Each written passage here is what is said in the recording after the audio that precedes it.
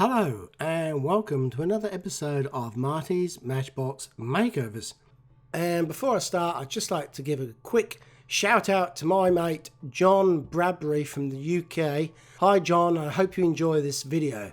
However, today I am doing something different again. This is a DINKY stroke Meccano tipper truck. It's got 410 embossed on the underside, and it's a 1/43 scale model, and the donor of this particular model was John Davis from Preston in the UK, so thank you John. Now this particular type of model with the yellow cabin chassis and the blue tipper was made between 1948, can you believe that, and 1954. There is another model exactly the same as this that came out in 1962 till 63. The only difference being that the cabin is red and the chassis and the back are cream, and they have plastic hubs. So this one is a real old example, and it's just great to have it in my hands. Now looking at it here, you can see it's had a hard life. The base here is totally rusted out. No, it hasn't, not rusted out, but it's rusty. It's got a lot of paint missing, a lot of chips, a few bent little pieces here and there. The tipper action doesn't work. That rear pin there for the hinge pin for the tailgate's bent. The reason the tipper doesn't work is because the tipper hinge is half missing. There's just a tiny little bit of it left, so when you try and wind it up, it goes up on an angle and jams. So I'm going to pull this thing apart and clean it up and paint it and put it back together and try and make it serviceable again and look like it did back in 1948. That's 3 years after the end of the Second World War, which is incredible. What a piece of history here.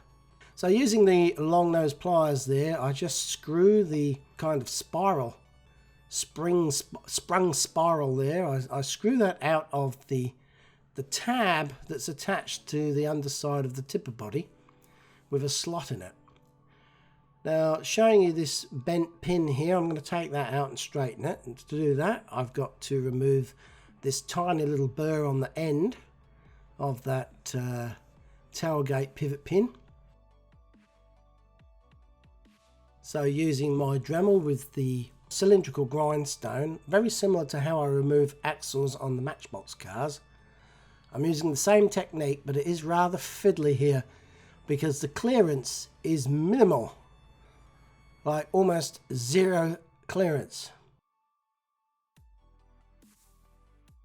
First time round, I don't quite manage to get that out. So I have to go again. And believe me, I don't want to.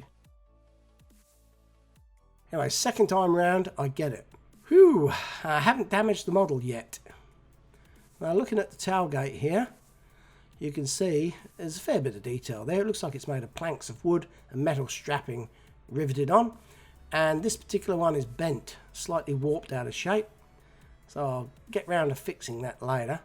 I'm keeping all the bits here together in this plastic food container. This little bit here, I debated whether I should remove it or not, but I figured no, why make work for myself? So I'm going to leave it there. I'm going to clean it up, and I won't have to put it back on and possibly damage the model doing so. Now to take the base off, so I can get to that spiral mechanism that lifts the rear up, bend these three tabs. I was wondering how the front was held on, and I noticed that there's two hooks at the front behind the wheel hubs, and they actually, the base hooks underneath those hooks. I'm using the word hook too many times. So that's how it works. So I've just got to bend these tabs vertical, then the base should fall down, and I should be able to withdraw it to the rear and take it off. I do like this. I'm not having to drill out any rivets and put screws in. This is going to be 100% original when I put it back together again, because all I'm going to do is bend these tabs back in, but I'm thinking, oh, I hope they don't snap off, but thankfully they don't. This material must have been chosen because it could be bent without snapping, I guess. So that base also holds those axles on, which holds the wheels on. Now I'm withdrawing it to the rear, like I said, out away from those hooks, and everything just falls out, just spills out onto the mat there. And this is pretty much stripped down, ready for paint stripping and priming and repainting. Having a look at this here, how the mechanism works. It's got a toothed gear there on the end of the hand crank, which engages with that serrated disc or whatever you call it, and turns the sprung steel spiral, which makes the back of the truck tip up. I'm going to take these off. I debated whether I should or not, but I'm going to. I'm also going to remove this radiator grille and headlight assembly. It's held on just by two little metal tabs there on the inside underneath the bonnet. Before I do that, I'm going to take the wheels off of the axles. Once again, using this cylindrical Dremel grindstone attachment, I take off the minimum amount of material. Sometimes not quite minimal enough. Sometimes a minimal amount is not enough, so I take off a little bit more, so more than minimal amount, and it all falls apart, which is good. And I'll save those, put them in the container.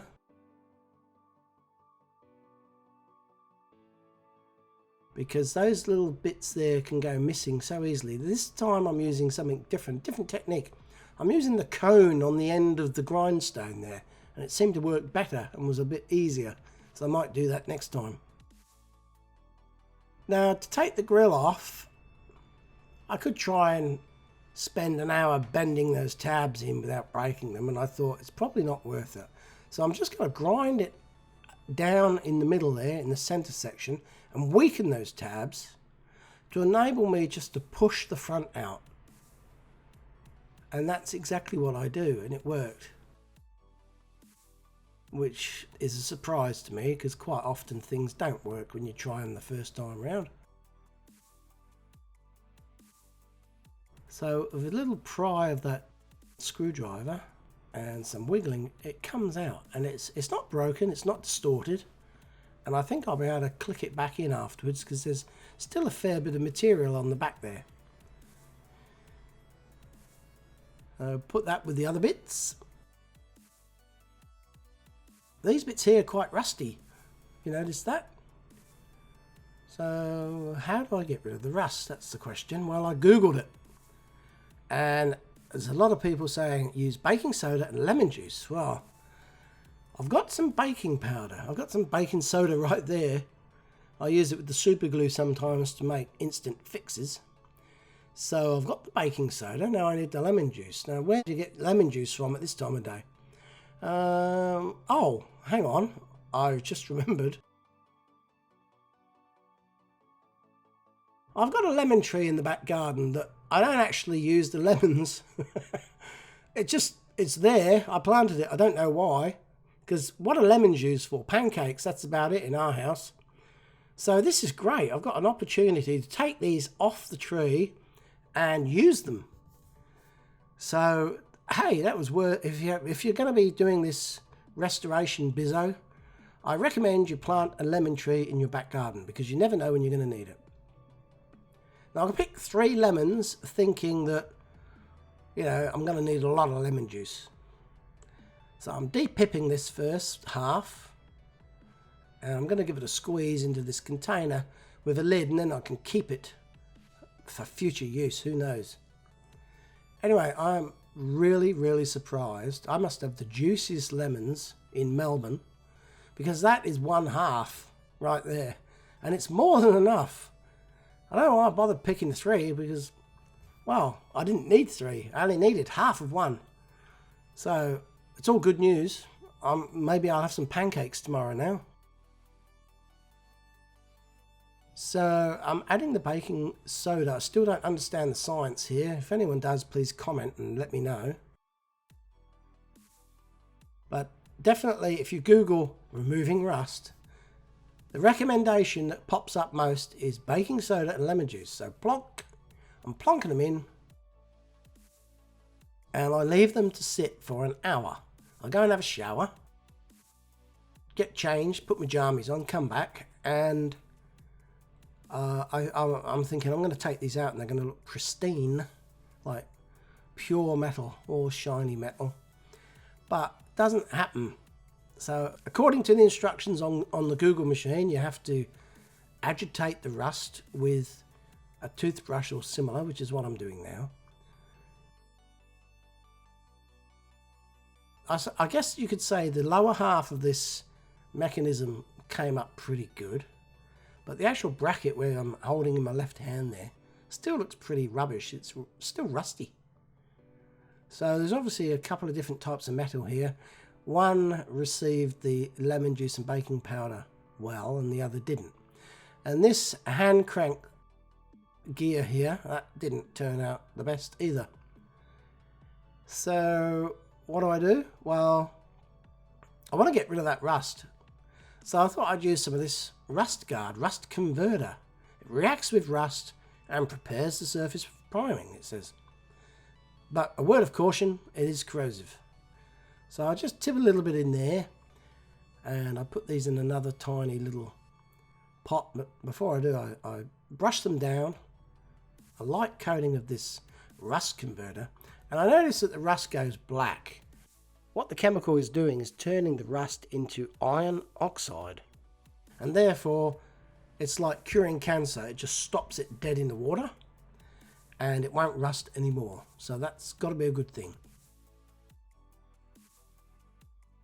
So for the tipper tray, the rear body and tailgate, I'm using this Revel number 50. It's a gloss enamel paint.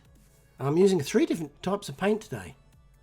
For the black base and the front grille, I'm using the Tamiya water-based acrylic, the X1 gloss black. And for the body and the wheels, which are the same yellow, I'm using this crazy Mr. Hobby 113 lacquer paint, which I'm having to use at the moment because the hobby shop is running out of supplies. All I've got left is the lacquer paint. And I'm going to put a little drop of the red, the 385 there, with the yellow to try and make it this construction vehicle orange that the model is. That is the colour of the main body. So first up, I've got to strip the paint. Now today for something different, I thought I'd use this sandblaster. I bought it on eBay. I've been after one for a long time, and I thought, why not? I'll be using it for other things too. And I've got this like crushed garnet dust here. The guy in the hardware store said it's a popular medium for stripping paint off metal. Now here's a feature of this sandblaster cabinet. It's got a disposable plastic screen there to protect the glass from abrasion. And when it gets all opaque and cloudy, you just tear it off and replace it with another one. There's also a couple of filters here, so the incoming air can rush out without the sand following it. So it's clean, you're not breathing it all in, it's contained in the cabinet. And it's got these really cool, thick, heavy rubber gloves to hold the gun and the item you're spraying. Now this is the gun. So once it's hooked up to the compressor, it's going to spray it out. And up here comes the air. And this other one here is where the garnet dust is drawn up from the base of the cabinet. It's a funnel-shaped base at the bottom there, and that feeds the garnet dust into the gun. Unfortunately, in my shed, it's so loud, the compressor, that I'm having to put on some ear muffs to protect my ears. Anyway, let's have a go. This is the first time I've used this cabinet, so I'm quite interested to see how it goes. I'm now sandblasting the base, as you can see, and the black paint and the rust is coming off pretty easy. So overall, I am pleased with this setup because it seems to be working quite well. That looks a little bit ordinary. I'm a bit worried about taking off too much metal. Still, I'll have a look later. Moving on, I'll do the rear of the truck here, the tipper body. And the blue paint just falls off with this garnet dust hitting it at high speed. It's brilliant. Why didn't I buy one of these before? I did try, if you have a look at some of my videos, the earlier ones, I did try using a small hobby sandblaster, but it never worked. It didn't do anything. You had to get up so close, it's like drawing over the thing with a pencil. Now for the truck body, and again, that yellow paint, however old it is, 60 years old. However old it is, 60 years old possibly, maybe more. It's just falling off this body, and it's just falling off this model, and it looks brilliant. Now, close up, I'm thinking this is all pitted, but no, it's not. It feels smooth to the touch. It just looks really weird. It actually looks like it's, well, as I said, pitted, but it's not pitted at all. It is beautifully smooth and ready for undercoating. So, did a really good job of taking all the paint off from all these little details here. All those crevices and corners are clean. Unlike when you use paint stripper, sometimes you have to get out some dental tools or toothpicks to try and get all the little bits that are left behind. Well, in this instance, there is nothing left behind, which is great. Now, I'm placing the tailgate over these 3 lolly sticks like a bridge and just flexing it with light finger pressure.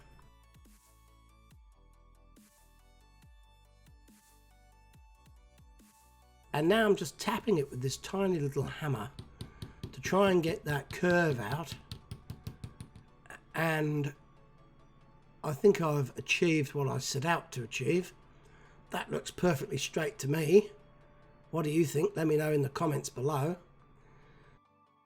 So now it's time to undercoat these items with this Tamiya surface primer, the light grey of course.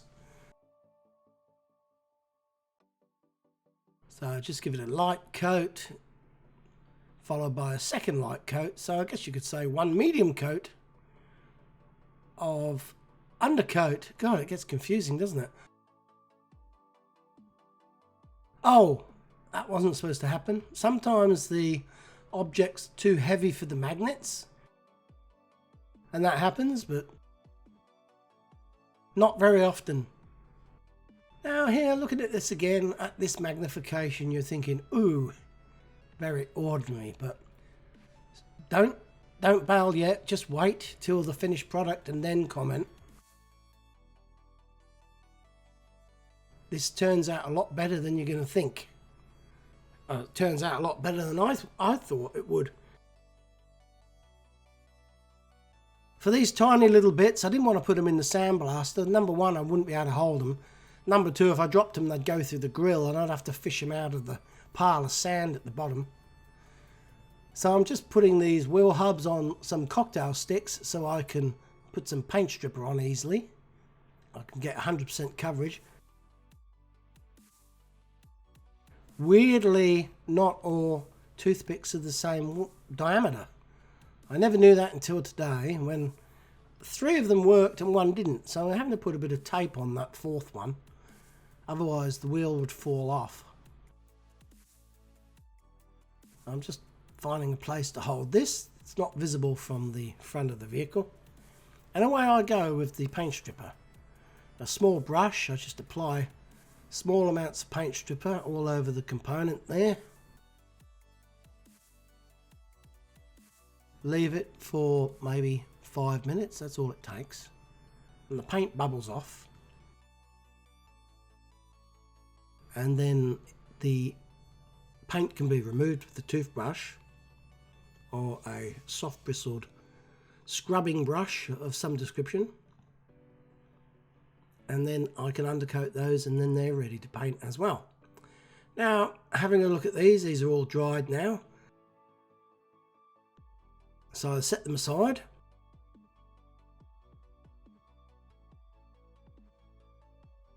And give them a quick inspection. Have a look at some of the details here. That metal strapping and hinge pins on the side panels. There's like reinforcement on the back there, like metal brackets. Once again, this is the riveted metal straps over the planks. That's what I think that represents. Here you can see Dinky Toys, Bedford, and then Meccano. So Meccano and Dinky must have been one and the same at some stage. Now having a look here, you can see there's no door handles for one, which surprised me, but there's some minor casting imperfections, and some people may say I should have sanded them out. But you know what, they're part of the original model, so I'm going to leave them in. Because I think they look pretty cool. It shows how rough and ready these were when they were cast all those years ago by, who knows, ex-soldiers probably, who were desperate for work and got a job in the DINKY factory. So I've undercoated the wheel hubs and the radiator, and they're ready for the top coat. Here's the colours I'm using today for the rear tipper body. Remember, it's the Mr. Colour or Mr. Hobby paints. I don't understand what the difference between Mr. Hobby and Mr. Colour is, to tell you the truth.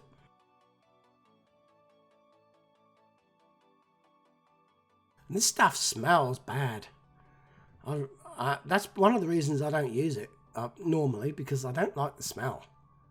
Anyway, this has to be mixed 50-50. So 50% paint and 50% thinners. And it's like water. And when the guy in the hobby shop told me, I thought, that's rubbish. Ain't gonna work.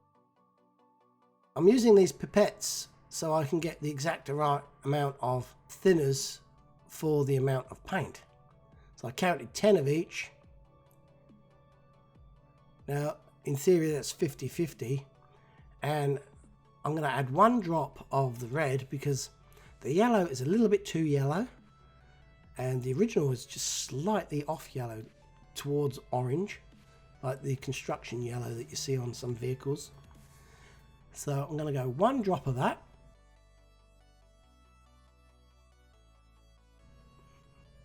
Here we go. I'm going to whisk it up with this battery whisker. There's a bit of slow-mo for you, playing around with my Samsung S10 phone, which is what I use to film the majority of this video. And note to self, make sure you switch the battery operated stirrer off before you withdraw it from the pot, because I made a bit of a mess here and I had to stop and spend 5 minutes cleaning up my workbench and work area because I sprayed the yellow paint everywhere. Anyway, that's the colour I'm using. So after I've cleaned up, I'm going to go ahead and paint the model. It's always an exciting part. It's a sort of a milestone of the restoration. When you reach it, you can see light at the end of the tunnel, and it kind of inspires you to keep going.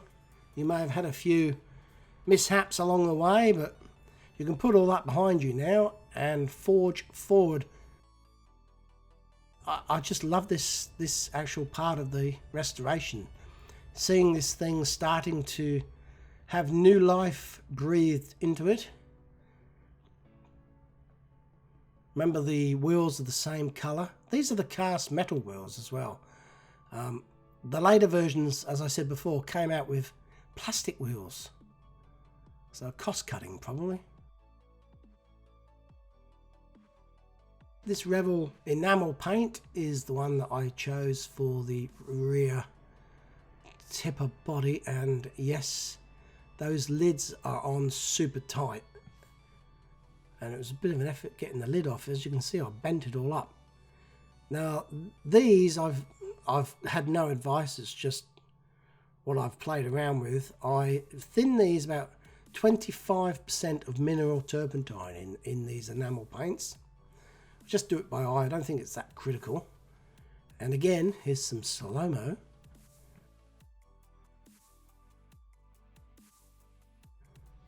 I do love this. Looks so cool.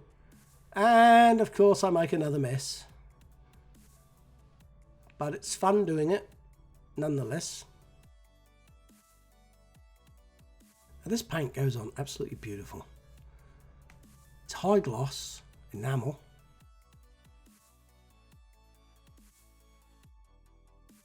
This blue, wow, what a gorgeous colour for a model. Oh, I tell you what, This is looking gorgeous.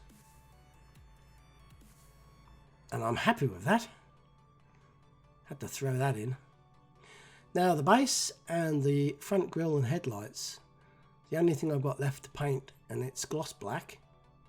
So I'm using the Tamiya water-based acrylic. So that's 3 different types of paint today I'm using, which is really quite annoying when it comes to cleaning the paintbrush, the spray brush. I'm having to run all different thinners through them, and then the next batch of paint I'm using, I'm having to run the thinners for that batch of paint through it before I mix and add the paint to the paint gun, because I don't want any sort of cross-contamination. Now this enamel paint reacts very well to a heat treatment in the little pizza oven there. It can take a long time to dry, however this speeds things up. So I run this thing on a minimum setting, and surprisingly it goes up to nearly 75 degrees. Now here's all the parts laid out, ready to go back together.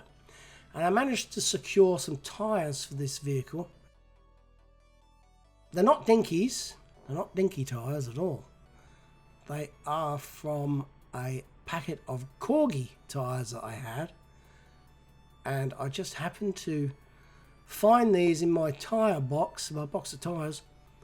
And they came from Kenny at Gray's 56 3 Serve Co. UK. At some time or another, these were donated by some kind person that sent me a package with some tyres and bits and pieces in it.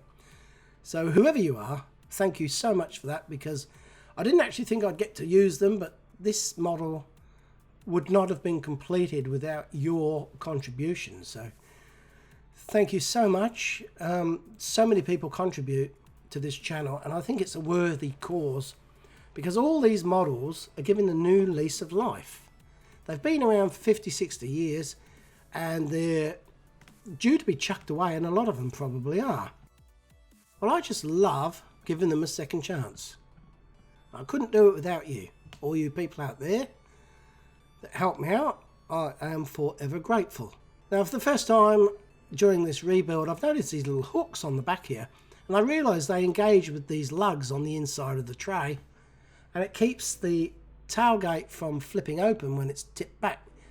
I don't know whether that increases the play value or what, but it's an interesting little addition. It's an interesting extra addition to the design of this model. Now the front grille here, as I said, I left enough material on the inside just to click it back in, and it's on there quite stable. However, I must confess I did put one little blob of araldite on there, on the back of it, just to ensure it didn't fall off if it was dropped on the floor or something. Now I've just remembered that the pivot pin for the tray was missing at the back there. So I looked in my axle box and couldn't find anything suitable. So I'm going to have to resort to using one of these legs from a blind rivet or a pop rivet. So you knock the actual rivet off the shank. And I've cut that to length and ground the end flat. And I'm going to reform the end of it using my drill press in the shed. And that's how I did that. So that's fixed. Now I'm putting this thing back together. Luckily you can put that gear mechanism that raises the tray. You can put that in either way, like before or after you've attached the tipping tray. Now the mechanism meshes together and then sits in those grooves, and it's all held in place when you put the base on.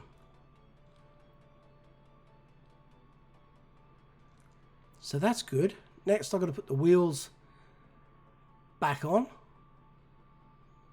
And here's a tip: if you're going to do one of these, the rear axle is 2 millimeters longer than the front axle. Now it doesn't sound much, but if you mix them up like I did, the rear wheels don't turn. So I actually had to do this twice because 50-50 chance I stuffed it up. So be mindful, if you get one of these and you decide to do it up, check the length of the axles before you reassemble it. The longer one goes at the back. So I've refitted the base. Now I've just got to bend these tabs back over without chipping the paint or damaging the model in any way. You can always fail at this point. You're so close to the finish line. And how many times I've chipped the paint or dropped the model or broken something, I can't count. And I'm always very nervous around about this time. Not that it shows with my shaky hands, but I get there in the end.